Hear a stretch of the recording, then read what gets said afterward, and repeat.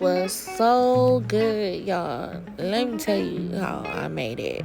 So first we start with the ranch seasoning, and let me pause this. Ranch seasoning, au jus gravy, butter, pepperoncinis. That's it.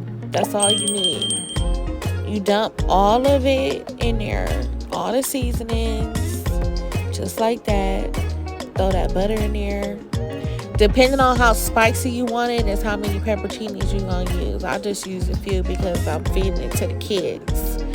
You're gonna let it cook on high for 7 hours.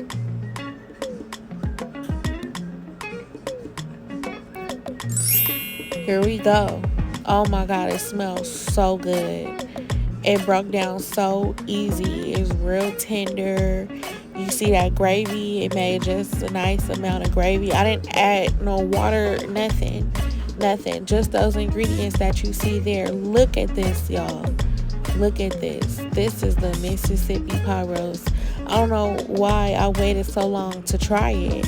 It's amazing. Like, I'm gonna be making this every week. It's so good. Y'all gotta try it. So I went ahead and made my rice, got my candied carrots, cornbread, and green beans. We had us a nice Sunday dinner. Y'all enjoy.